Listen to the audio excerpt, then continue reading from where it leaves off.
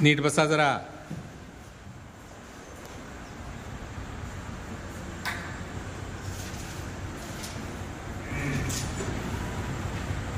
हा, किती वर्षाच्या मुलांसाठी आहे बघा ते? 9.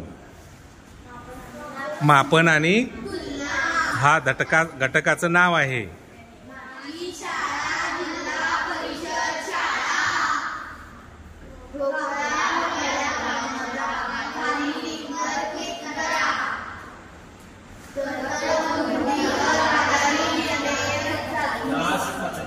नास.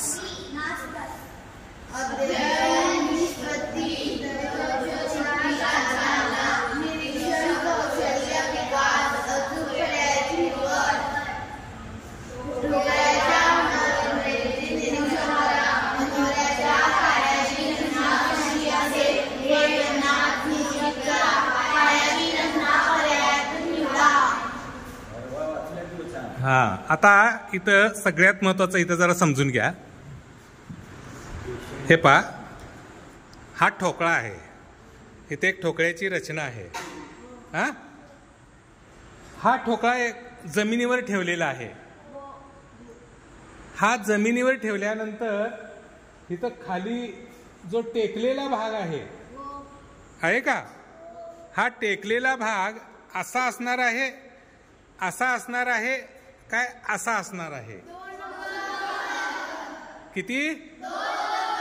अगदी बरोबर. इथे एक ठोकळा आहे आणि त्याच्या पलीकडे एक ठोकळा आहे. त्यामुळे हे एक घर झालं आणि हे एक घर झालं. बरोबर आहे का? आता इथं एकच ठोकळा आहे, त्यामुळं इथं आलं. आणि इथं 2 ठोकळे आहेत, त्यामुळं त्याची रचना अशी झाली. आता पुढचा भाग घेऊया आपण.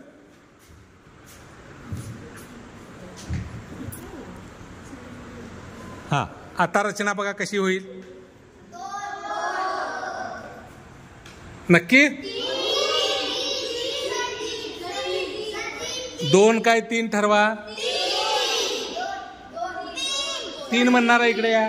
3 म्हणणारा इकडे चल जागेवर. तिकडं जरा स्पष्ट करून सांग बघूया कसं काय बाबा.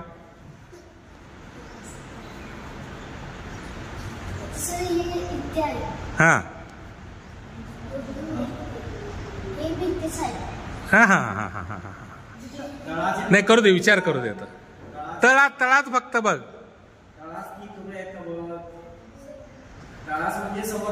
हा, तुम जाओ आगे, तू जा आगे.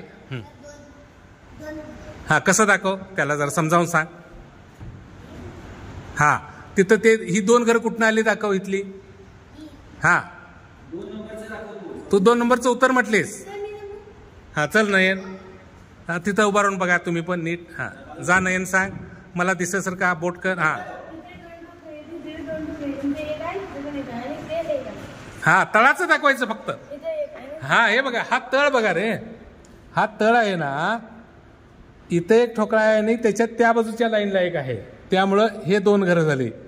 त्या बाजूचा एक, हा एक आणि हा एक, त्यामुळे इथं 3 घरं झाली.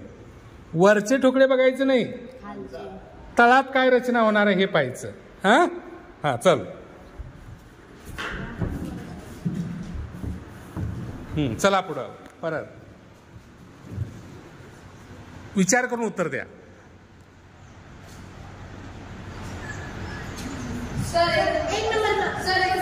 हा, कितना भाई? नक्की? कोणाला काय शंका आहे? बर,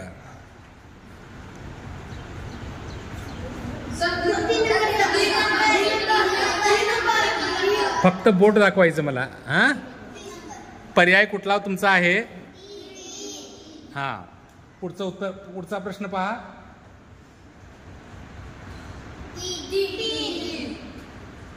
नक्की?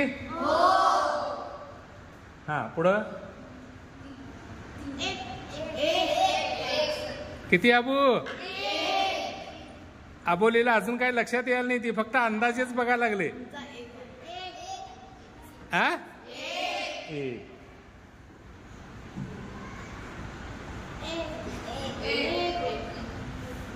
किती? 1.